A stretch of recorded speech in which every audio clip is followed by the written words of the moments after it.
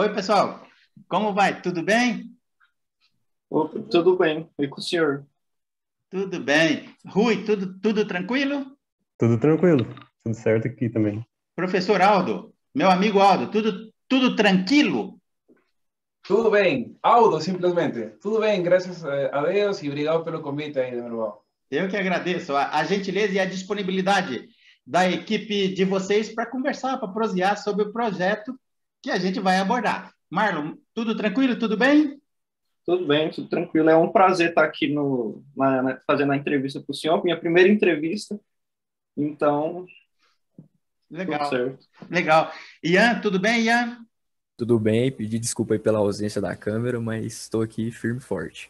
Tá bom. Não se esqueça de devolver o seu celular para o seu amigo depois, hein? Pode deixar. Nathalie, como chama sua filhinha? Flora, Legal. Seja bem-vinda aqui ao nosso bate-papo, Nathalie. muito obrigada. Ok. Eu queria fazer a primeira pergunta, eu vou encher a tela aqui. Qual o nome do projeto? Quem vai falar para a gente aí qual o nome do projeto?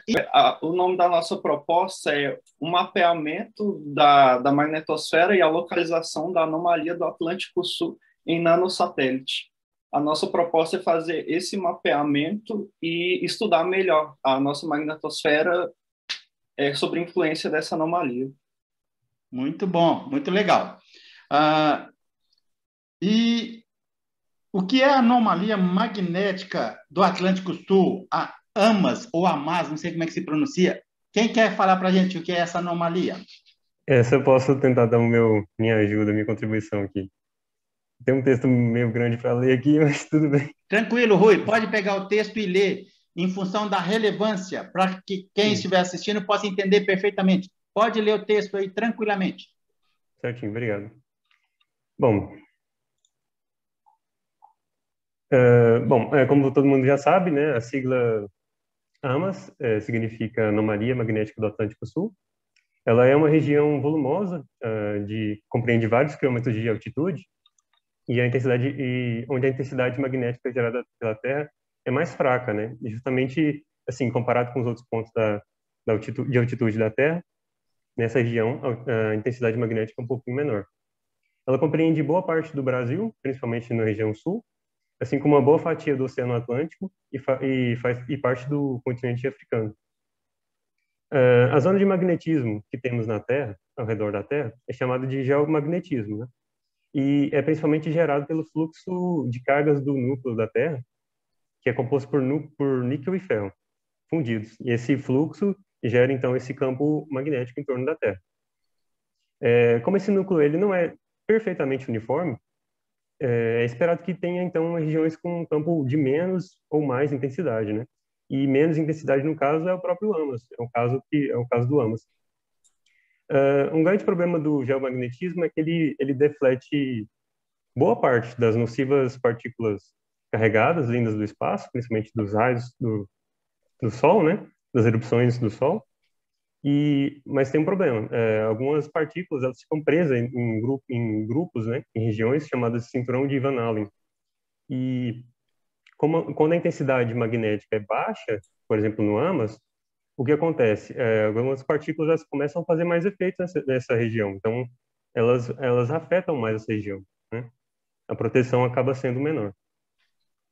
Bom, não há evidências sólidas ainda a respeito do efeito do AMAS na superfície mesmo da Terra, mas não se pode dizer o mesmo para os satélites, né? Ou equipamentos eletrônicos, naves espaciais que passam nessa região. Um fato importante é que quando o satélite passa pelo AMAS, eles devem desativar algumas das funções deles para poder não ter risco de danificar permanentemente o equipamento. E quando a gente fala de equipamento de satélite, de naves espaciais, a gente fala de milhões de dólares.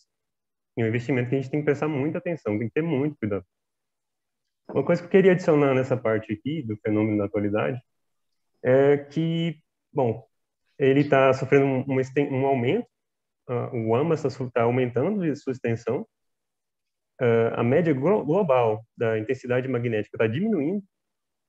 Em 200 anos, diminuiu 9% a intensidade de magnetismo. E a diminuição no AMAS, a intensidade mínima do AMAS está diminuindo ainda mais também.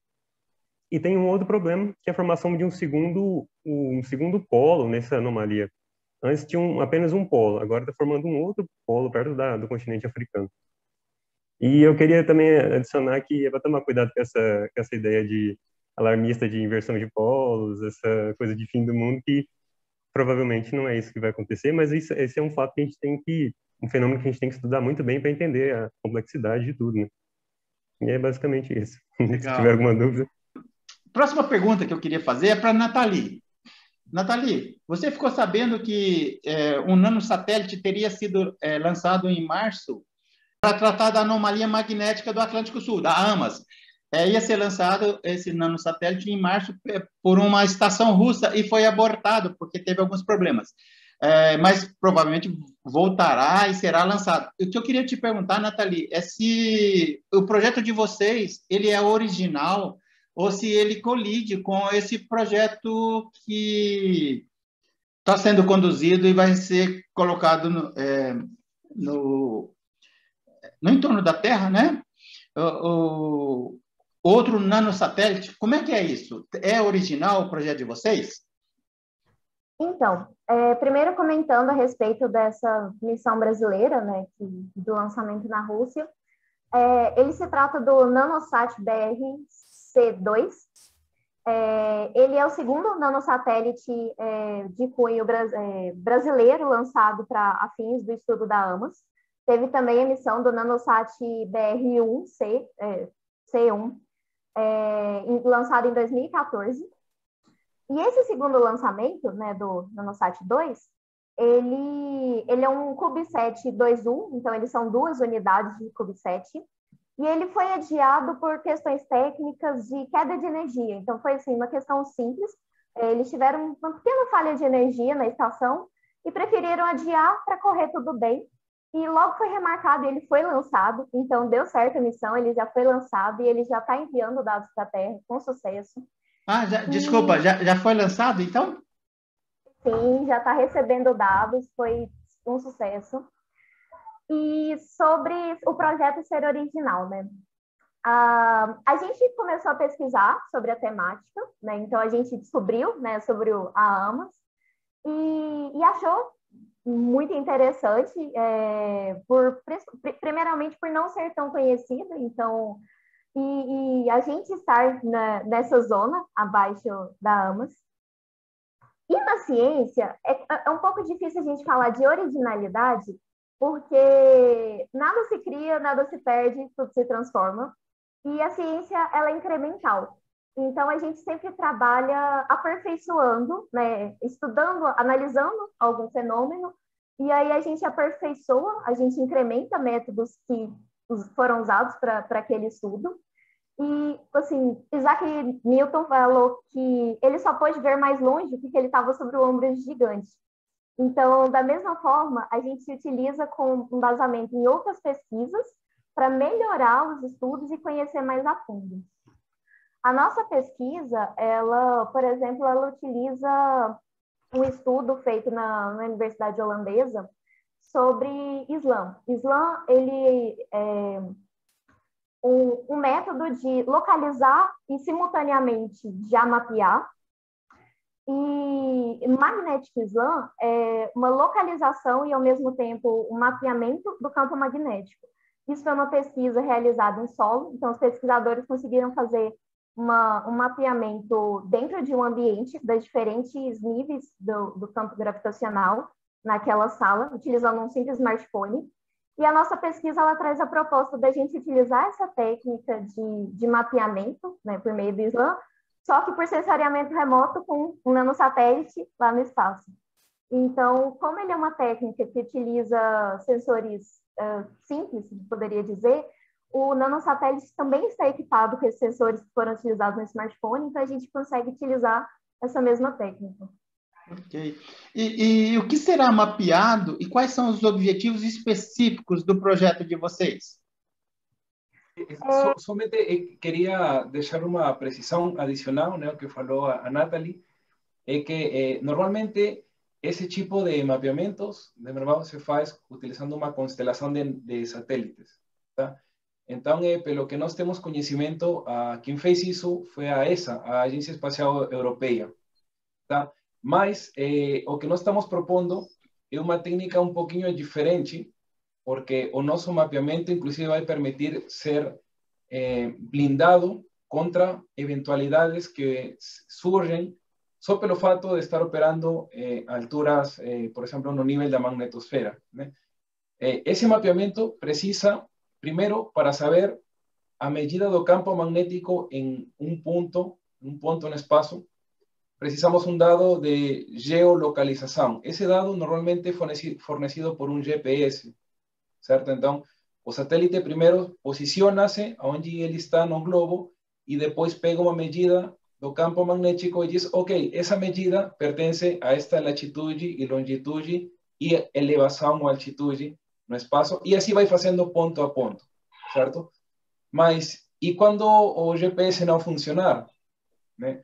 Nós sabemos, por exemplo, que a Rússia já fez vários ataques demonstrados, né? Por exemplo, que se chamam de spoofing. O spoofing é uma técnica de simplesmente fazer um hacking dos dados e mandar outras informações para você se perder. Isso se utiliza em inteligência, se utiliza em serviço militar. E não somente isso, o GPS pode sofrer os dados sendo afetados tranquilamente pelos fenômenos como climáticos, temporais, campo eletromagnético, de aviação, isso simplesmente reduzindo a potência desse sinal. E não tendo esse dado, o dado magnético fica invalidado. Então, utilizando essa técnica de Magnetic Slam, nós podemos trazer como contribuição, além de ter um mapeamento, trazer também robustez, que isso que o permite Magnetic Slam.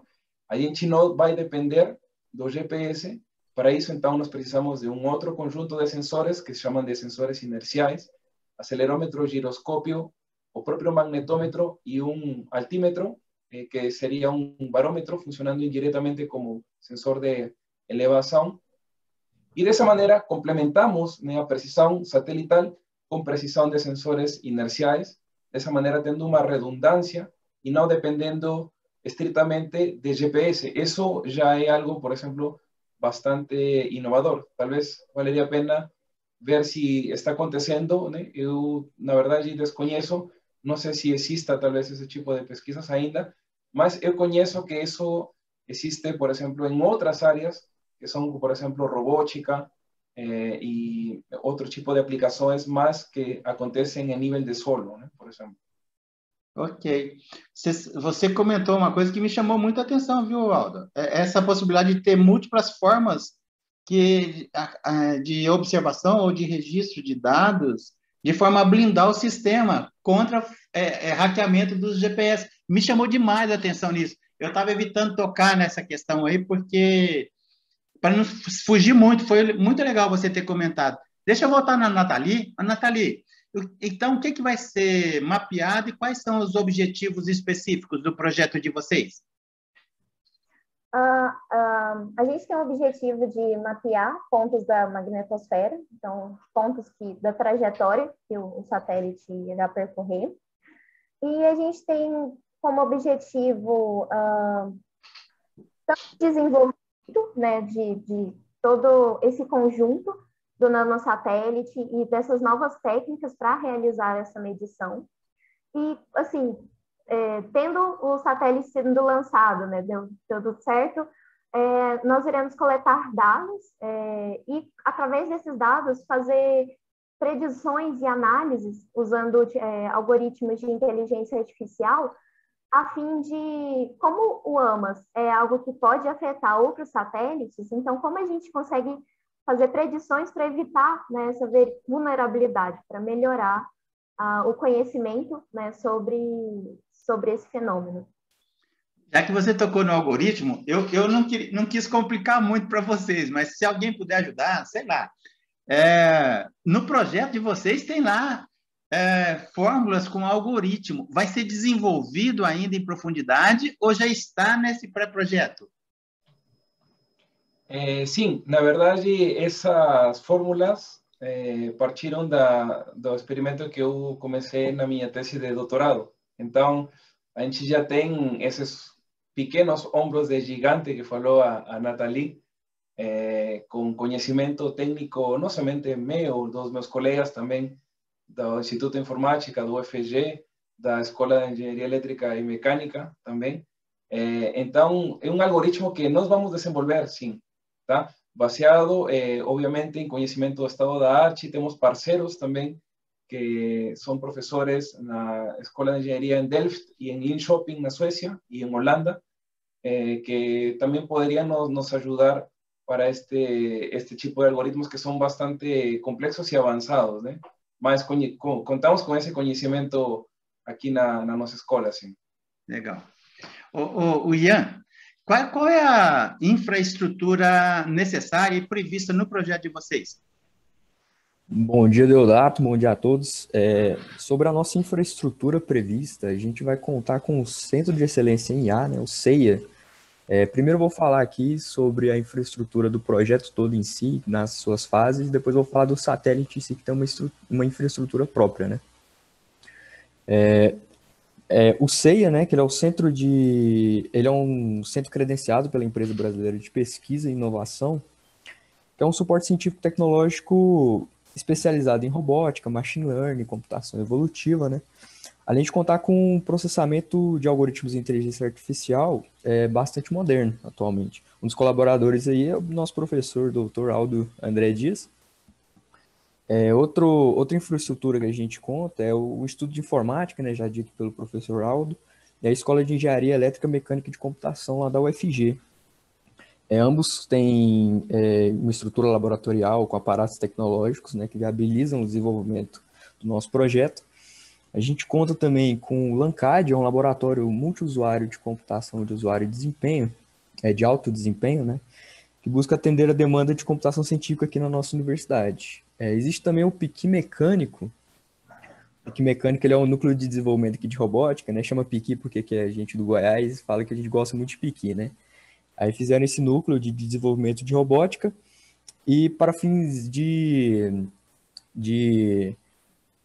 aumentar como se diz, a produção acadêmica científica, certo? E o nosso satélite, né, caso a gente passe para próximas etapas e tal, a gente vai conseguir o NanoSat, né, com seus sistemas e subsistemas essenciais, que a gente vai colocar nele para viabilizar o envio dele, né, para o espaço. Esses subsistemas, né, que da infraestrutura do nosso satélite, ele conta com um subsistema de controle e determinação de altitude. Ele é responsável por lidar com a orientação do satélite, que é em relação a um sistema referencial. Ele é indispensável para a orientação apropriada do satélite.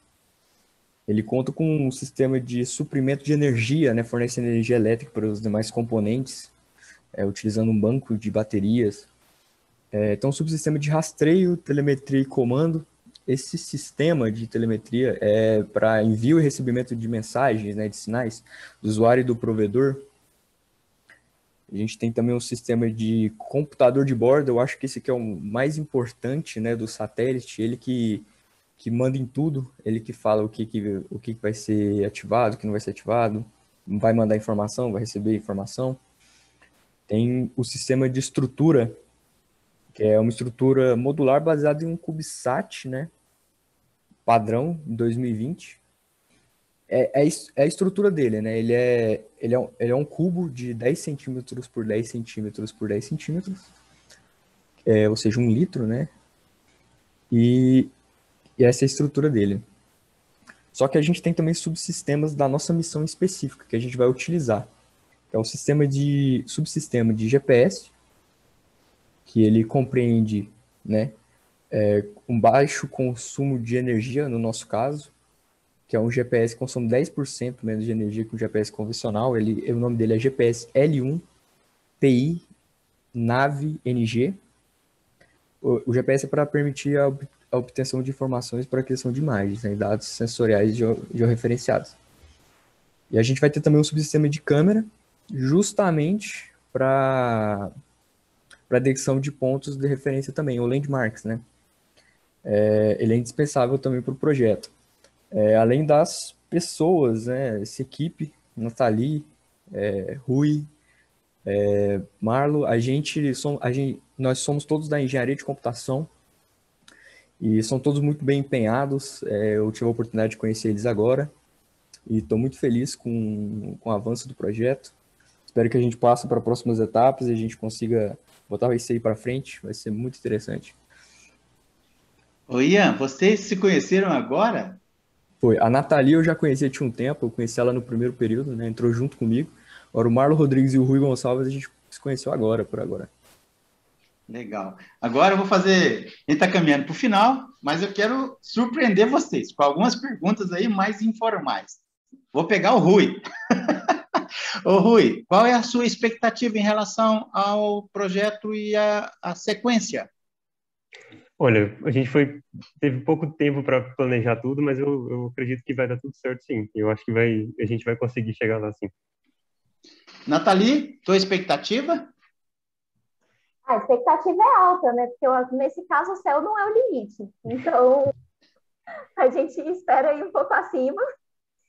Mas, como o Rui falou, foi um projeto que a gente conheceu a equipe em pouco tempo e a gente teve cerca de 2 semanas para desenvolvimento de todo o conhecimento e arquitetura do projeto, mas que nesse pouco tempo a gente teve um avanço muito grande de conhecimento, de contatos. Então, a gente conheceu técnicas e possibilidades e com isso, se nesse pouco tempo a gente conseguiu avançar tanto, passando para a próxima fase, tendo em mãos, né, um nanosatélite, eu acho que, assim, primeiro, só falando sobre isso, é incrível como a gente avançou nos meios tecnológicos a ponto de possibilitar uma Olimpíada Brasileira de satélites e que as equipes que avancem para as próximas fases recebam um nanosatélite, né, para trabalhar.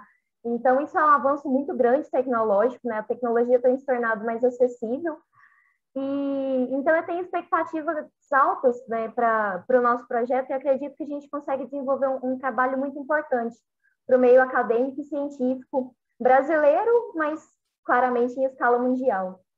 Legal. Ô Marlo, você entende que o fato de termos no Ministério, como ministro, né, o Marcos Pontes, que já esteve no espaço, você acha que isso está abrindo as novas perspectivas para o desenvolvimento de satélites no Brasil?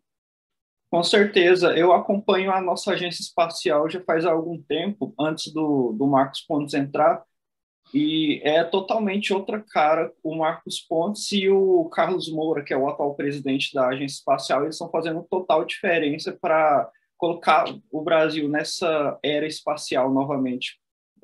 A gente teve um tempo em stand-by, né? Mas agora eu acredito que a gente está voltando com tudo. Legal. A gente está caminhando para o fechamento. O Zoom já me avisou aqui que já está se encerrando o nosso tempo, então eu queria ouvir as últimas palavras do Aldo. Infelizmente, Aldo, com uma certa limitação de tempo, a gente tem aí pouquíssimo tempo. Por favor, eu gostaria de ver assim, o Aldo, repito, é o técnico da equipe, dessa equipe e da outra, fazendo esse trabalho aí que eu estou considerando extremamente interessante com os alunos da Universidade Federal de Goiás. Eu queria ouvir as últimas palavras, Aldo, acerca da tua expectativa também em relação a esse projeto.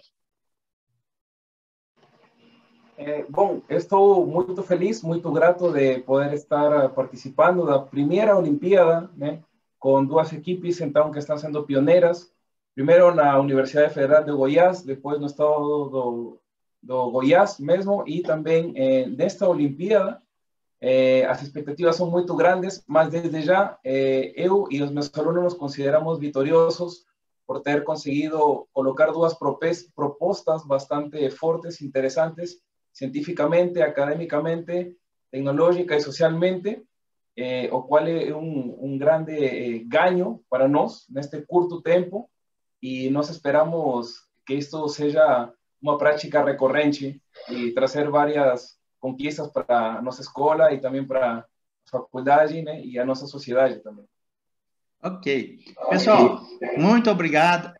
Bom final de domingo. Para quem está nos assistindo, nós estamos gravando no domingo. Gentilmente, toda a equipe aí se colocou à disposição para a gente bater esse papo. Sucesso para vocês. A gente volta a conversar futuramente. Um abraço. Um abraço, Gabriel. Tchau. Um abraço, meninos. Tchau, Nath.